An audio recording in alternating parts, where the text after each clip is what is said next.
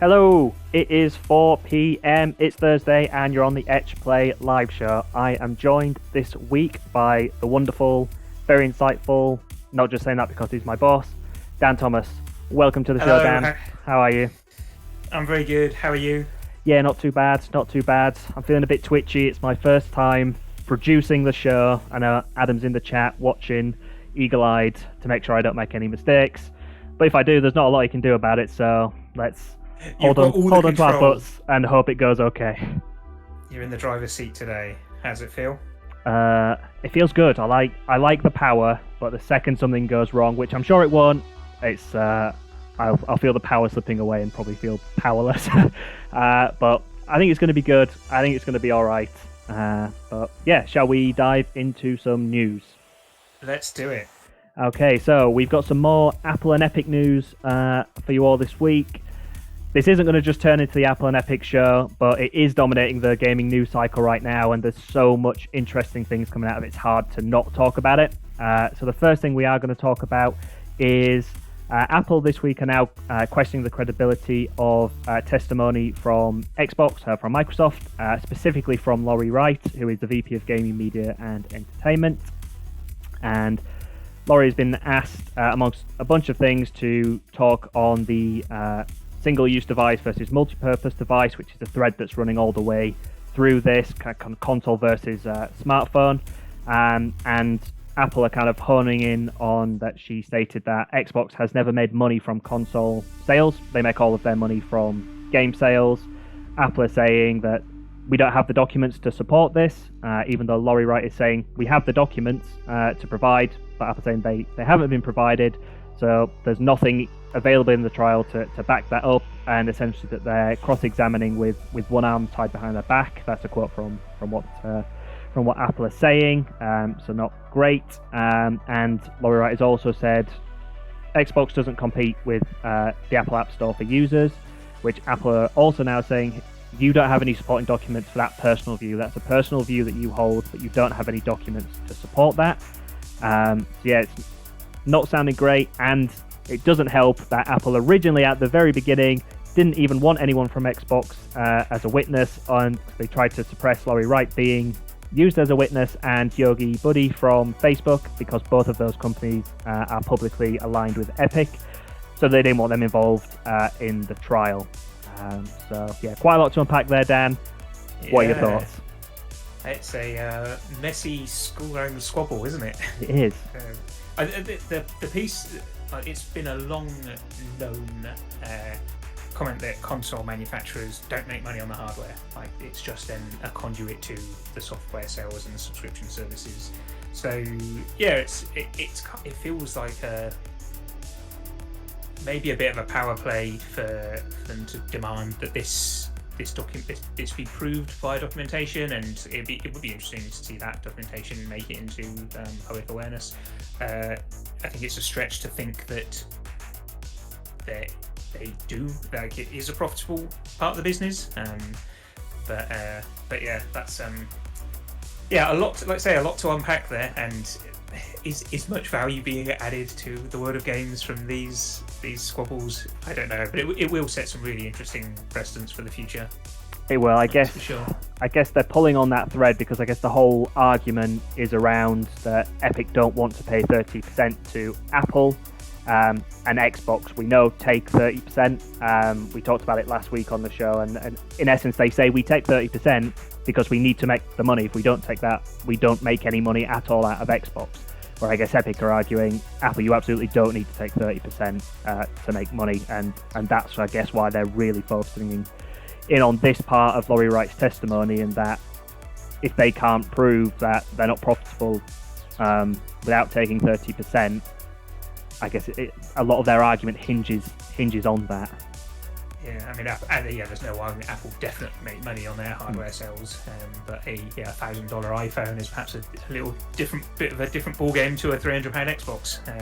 Yes. So yeah, for sure. And we are going to stick with the Apple and Epic trial. So last week we talked a lot about leaked documents that came out, and specifically in the second part of the show we were talking about Epic's free game strategy. And this kind of ties in a little bit to what we were talking about last week, because we were talking about that Epic had spent about 11.5 million to get exclusives to the Epic Game Store, which were offered for free. Sorry, not exclusive, but free games they were giving away. In a document that's come out this week, it states that Epic have reportedly offered $200 million to Sony to get between 4 and 6 exclusive PlayStation exclusive titles onto the Epic Game Store. Now, what the document doesn't say is whether that's total or per game. It could be either. It's not outside the realms of possibility, it's per game, but if it was per game, that's getting to over $1 billion, which is a large investment. For essentially, an argument is being made that it's not making the Epic Game Store isn't profitable, so if they then spend another $1 billion on games, that makes it even harder to become profitable.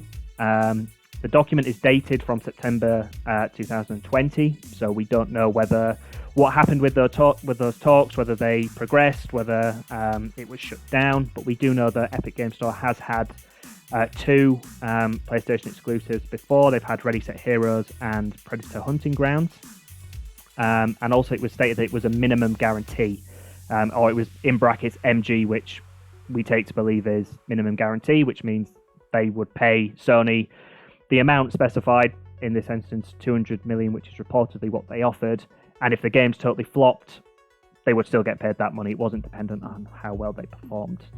What was also interesting in the leaked document is that it states about talking to Microsoft, and that Phil Spencer of Microsoft is talking to Gabe from Valve, who of course owns Steam, who is Epic's biggest competitor. And what I also liked in this was it did reference Nintendo, which basically just said, haven't engaged. That's a total moonshot. Their corporate history suggests that they will be not interested in this at all. But that's a lot of money to offer to Sony. What do you think of that, Dan? I mean, Epic have got a lot of money. They want more eyeballs on their platform, and you know, it's a reasonable strategy. Yeah. I mean, I can't really empathise with having 200 million to try and get some attention, but yeah, I guess it's business as usual. I think for this kind of level of the industry, but it's kind of fun to see it being surfaced into a little bit more of the public eye. But yeah, definitely, because we were talking last week about in the news segment about how it's interesting that news is, you know, games is typically very secretive, and you don't find out about this stuff, and the judges getting really frustrated that every time as anything comes out, there are software companies popping up left, right, and centre, being like, "Whoa, we don't want this public. Like, suppress it." It's like, well, it's too late now. It's already in the public domain. But yeah, it's really interesting to see this all these documents come out and how it's unfolding. On the PlayStation exclusives, like I know you are a PlayStation owner. I'm not. I'm on the Xbox side of things, but what kind of titles do you reckon they might have been trying to angle for that kind of money? What do you think the big draws are if they could have got their hands on? I mean, Last of Us would be any of the Last of Us titles would be a slam dunk. God of War, huge franchise, and I think I may be wrong, and somebody in the chat can. I believe there's been a God of War presence on PC in the past. I mean, Sony holds its position well because of the quality of its titles, and there's not many exclusive titles on PlayStation that wouldn't add a lot of weight to any PC-based platform. So, yeah, I guess they could throw any of them and do well. Yeah, that is very true. So yeah, remains to be seen whether more comes out as to whether that deal progressed. But yeah, just interesting nonetheless to see those kind of figures batted around. As you say, nice. It must be a nice position to be in to even be considering spending that kind of money. Next, look, we have some news that isn't Apple and Epic. We're going to be talking now about E3. This week it's been reported that 10 more companies are signed up for E3. That includes the likes of Sega, Square Enix, and Bandai Namco, and the rest of the 10 is made up by Xseed Games, Marvelous USA, Gearbox, Freedom Games, DVSI, Turtle Beach, Verizon, and Binge.com. Konami had been announced, but they recently pulled out, which I think we did mention last week, because they don't feel like they were going to be ready. But it's good for E3 to get some of these more big names on the ticket. We already know Nintendo are going to be there, Ubisoft are going to be there, but we know players like Sony aren't going to be there. So great for them to get some more big names on. It's going to be digital this year between the 12th and 15th of June. Dan, are you excited for E3? Any of these names now appearing on the bill? You're excited to see what's coming from? I'm pleased to see some big names on the bill. E3 has had a rough run of it, and we've talked in the past plenty of times. Right, is it going to survive? So yeah, just seeing any recognisable names is good to hear about. Yeah, it's going to be. I think it's going to be really interesting what happens next year, because obviously they were pushing hard to hopefully have it as a in-person event this year. Situations haven't quite progressed globally as everybody would have liked, which means they're staying digital. Next year, you would like to think that it probably is going to go back to an in-person event, unless they decide strategically that's not the right thing. But I think next year, if it does go back to an in-person event, it will be. I think that will determine the fate of E3 and whether it is going to be long for this world. I guess whether the in-personness brings fans back to watching even more. It brings the big companies back. If it doesn't, we are likely possibly to see, I guess, people going out and doing their own mini events where they have all the attention and they have all the control of what's going on. So I think, hopefully this year is a success. And I think next year is really going to be the one which is going to determine if E3 is going to survive. I don't think it would go away immediately, but whether it will start to tail off and eventually it will fade out of the gaming calendar. But yeah, that's the E3 news. Now we like to end every news segment with some games for good. Dan, I believe you have some Games Aid news that you would like to talk about this week. Yeah, I just want to celebrate the efforts of Games Aid. They've raised £70,000 and split the donation among 7 different organisations, which are Access Sport Trust, Autistica, who we love, the Clock Tower Sanctuary, Lifelights, Everyone Can, Solving Kids Cancer, and MAPS. And Games Aid, an amazing. They're kind of like an umbrella charity, so they do a lot of fundraising and then they distribute it to their chosen charities. And our good friend over at Yuki, George Osborne, has just joined the board as one of their trustees. So well done, George. Great move. And well done, Games Aid. Excellent. Always like to hear those kind of stories. Now what we're going to do now is we're going to throw to the pre-recorded segment. This week it is big time friend of the show, Emma Budd, who is with Adam Burt. They're going to be talking about some marketing tips for games and playing some Pokemon. So what more could you want out of this show? It's been tailor-made just for this. And stick with us after that. Dan will be gone, which is a shame, but Adam will be back. He can tell me everything I've done wrong up until this point, and he's going to be talking about hashtags for games and how to get the best out of them. So stick with us, enjoy the pre-recorded segment, and we'll see you very soon.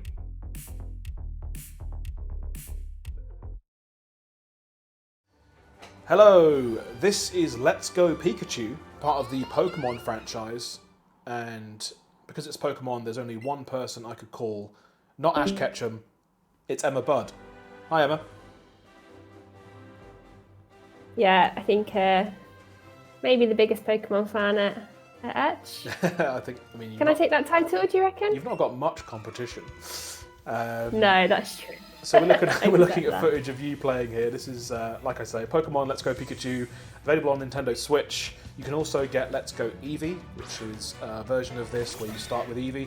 It's a remake of sorts of Pokemon Yellow, which you may remember from the Game Boy days. And that's your favourite, right? Pokemon Yellow? Too much, a like for like remake. They've changed a few things. But, so I played Pokemon Red and Yellow a lot on the Game Boy as a teenager, so this is very nostalgic for me. That's what made me get it. So we're getting your first look at your team here.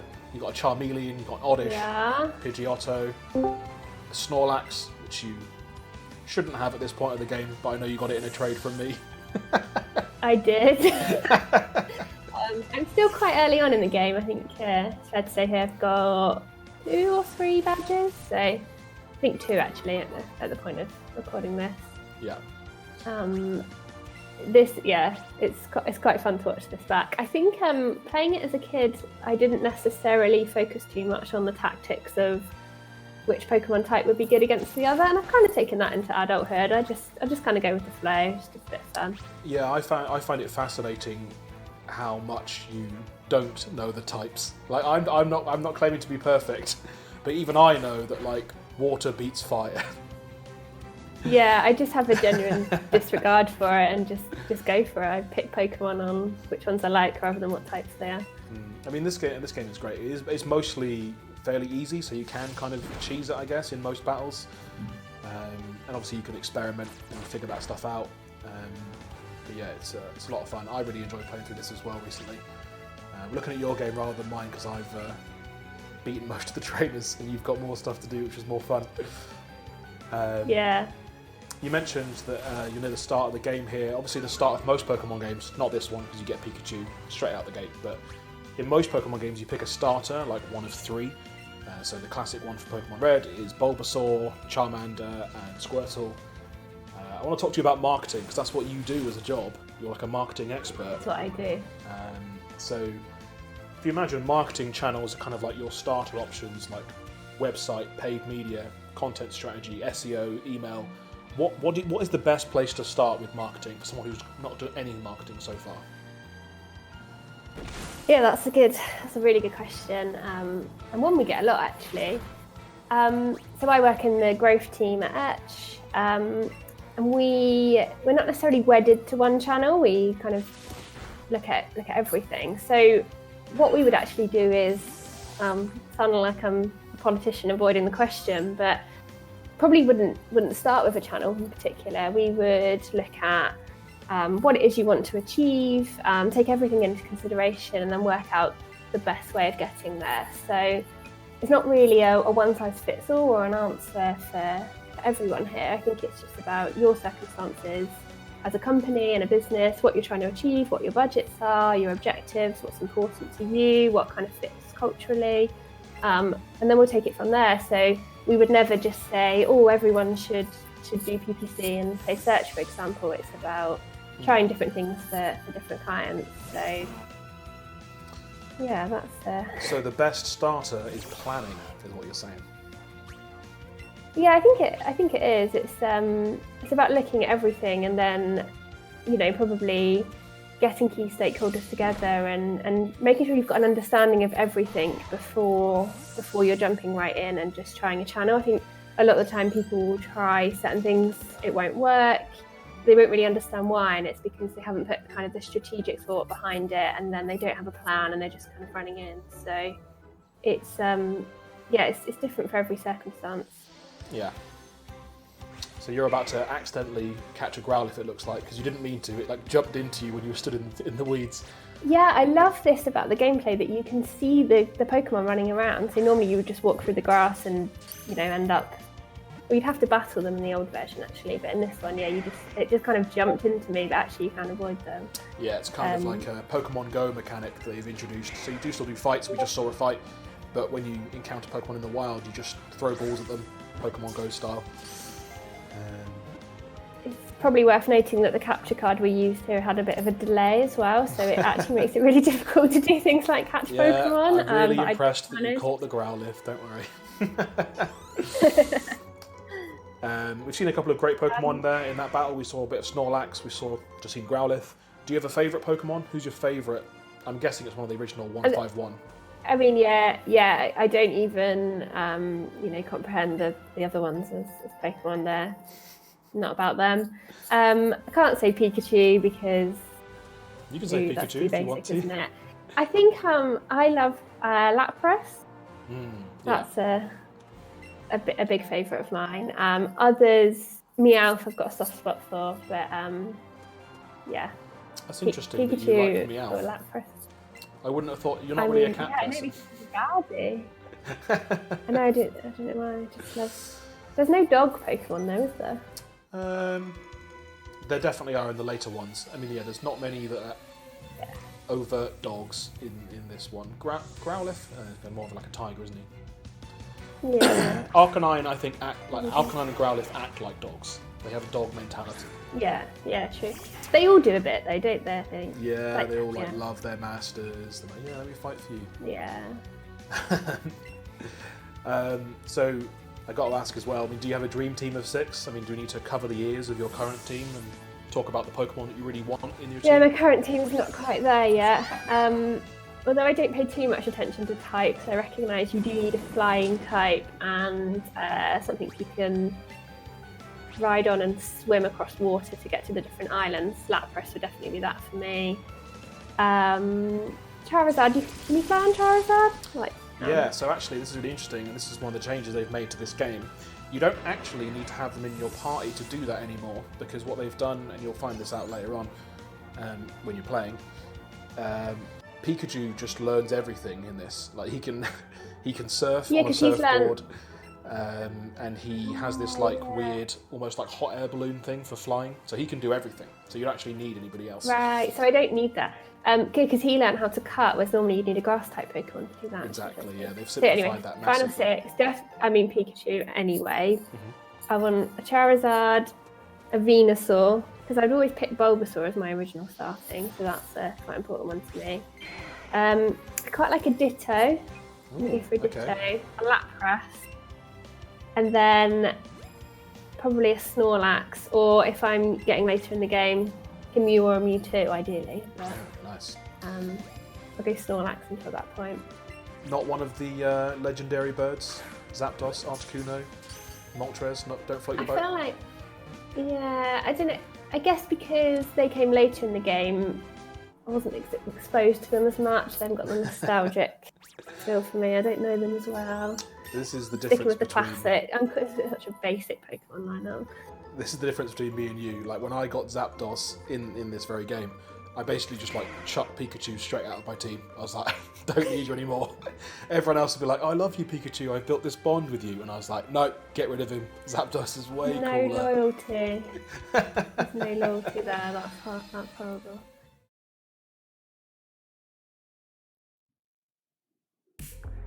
And we are back. That was Emma Budd and the man who's right here, somewhere on the screen. Emma talking there about marketing while playing Pokemon, 2 of her favourite things. Adam, welcome back to the show. We're in different seats. I think we're in the same windows, but different seats. How you doing? I'm good. It's nice to be in the audience and have no responsibility. I should do this more often. Don't make a habit of it. But today you are going to be talking to us about hashtags for games. The hashtags in games. Adam, the floor is yours. What's it all about? Okay. So this is based on something that's been, I guess, doing the rounds in the game dev community a little bit recently.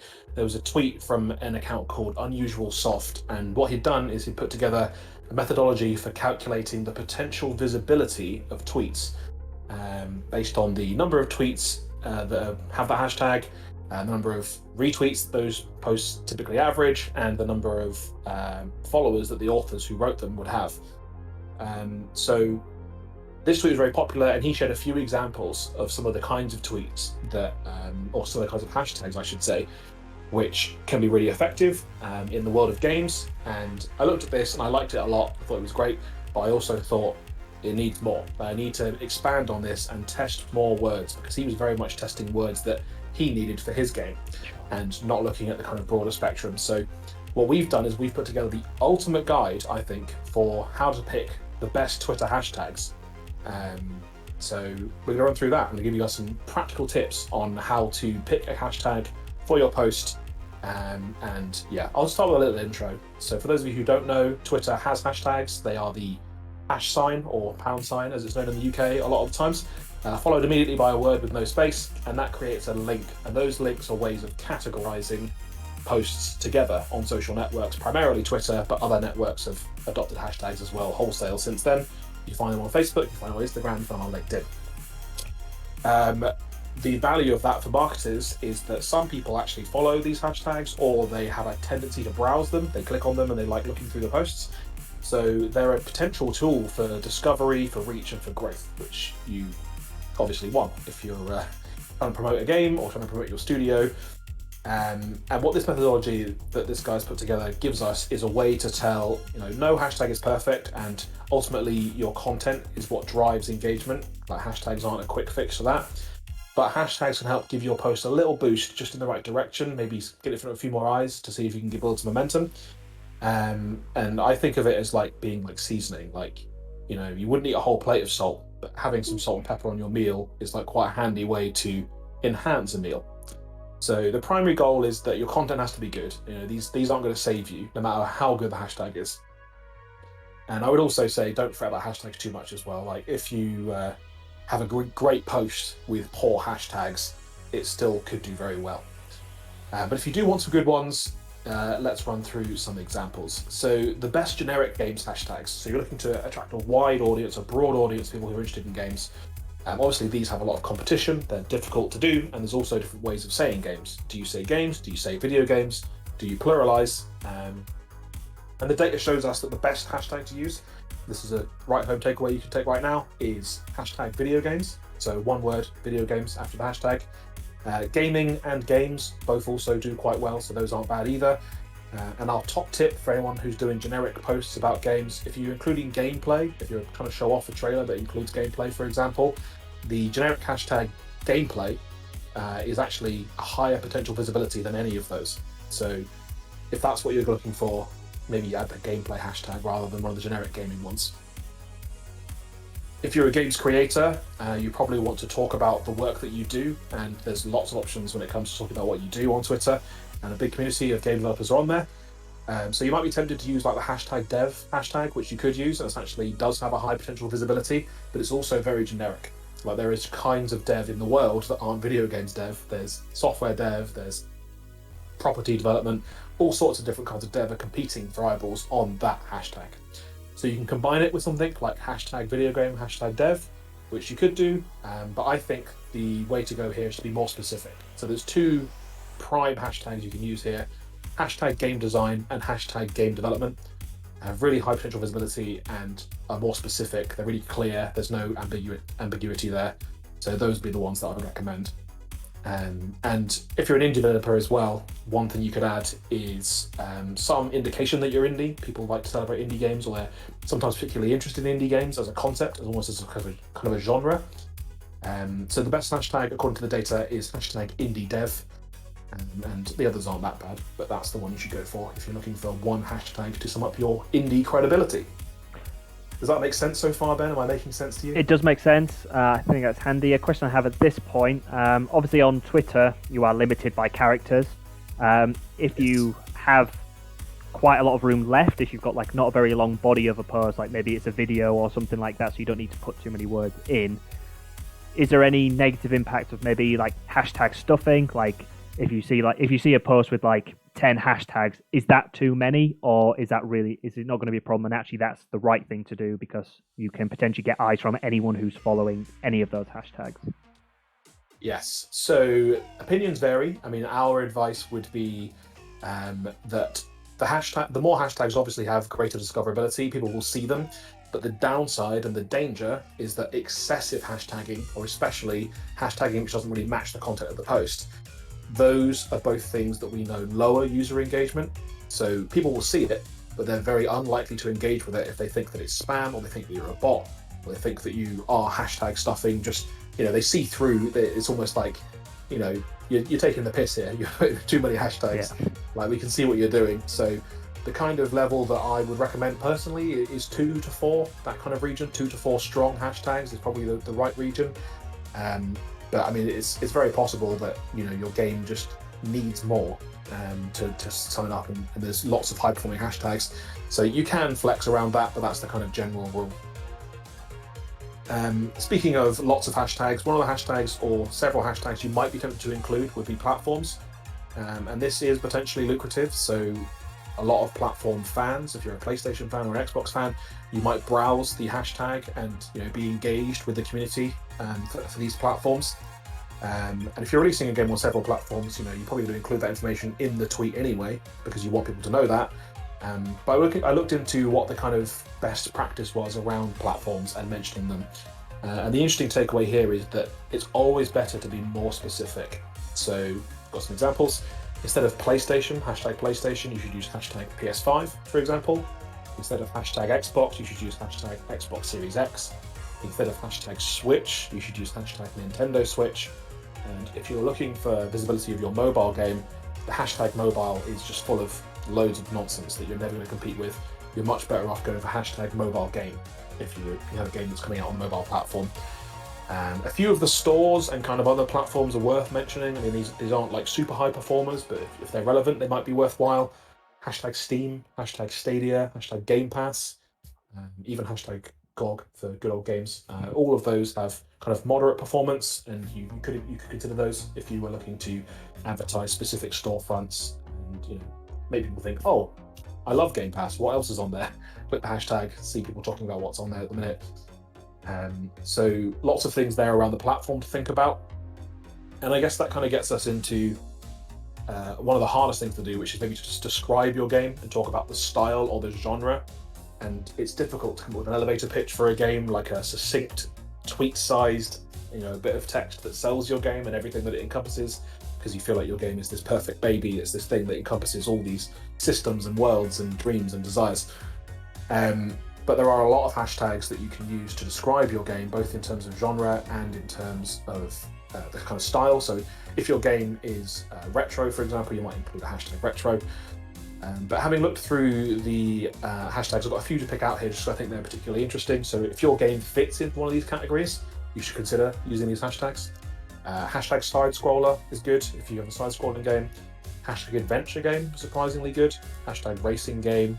Hashtag retro FPS seems to be big at the minute. People are into the idea of playing things like Doom or things that are inspired by that kind of retro methodology. And the best ones, so hashtag pixel art is interesting, really high potential visibility. There is some non-game stuff on there because it's static art sometimes. But we know that, especially in the indie community, that kind of pixel art style is very popular, it's very in vogue. There are a lot of game developers on there and games fans on there who are interested in seeing beautiful games that have been rendered with pixels. And even hashtag low poly as well. People are interested in games that are just kind of, they have that indie aesthetic, I guess. Would you like to guess at least from my research, what the most successful genre is from a hashtag perspective? The most successful genre from a hashtag perspective. I mean, you're not going to get it. I'm going to tell you right now, you're not going to get it. Okay, but my guess was going to be hashtag FPS, which I assume is not correct. It's not correct. Hashtag FPS isn't that bad, actually.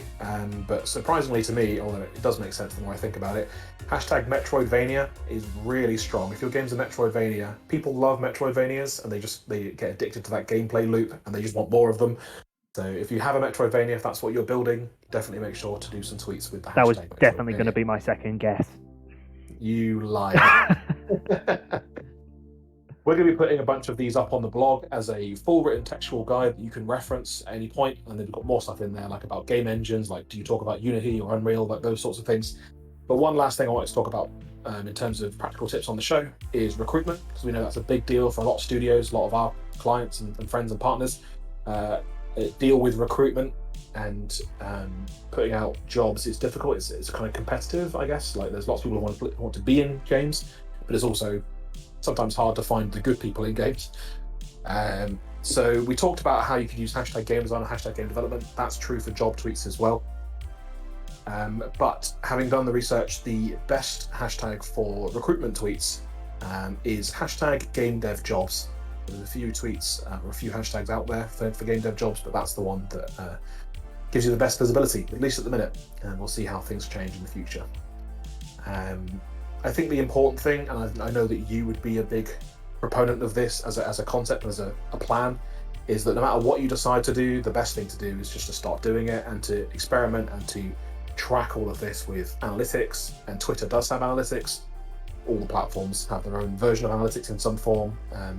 So definitely get out there if you're interested. Start using some of these ones based on our guide and see what works for you. Yeah, definitely. Big advocates of try, learn, be led by the data. So yeah, definitely. I would definitely agree with you on that point.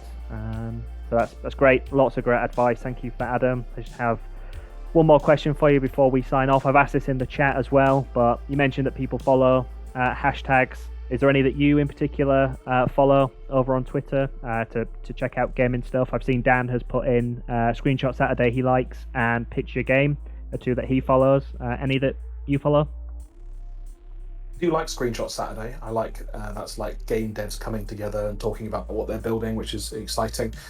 I think in terms of my own browsing behavior, I think I'm a lot more led by authors and replies than by hashtags.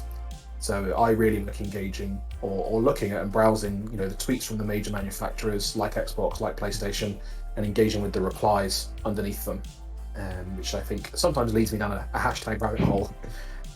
But yeah, that would definitely be my kind of approach to things. I love the Xbox Twitter account. They're always tweeting stuff that I just feel that there's someone good is working in their social media team at the minute. They've been doing some good posts recently. And I'm always excited when new stuff comes to Game Pass. That's what I want out of Twitter. I just want immediate notifications when a game's available. So you'll catch me on that hashtag over there, hashtag Game Pass.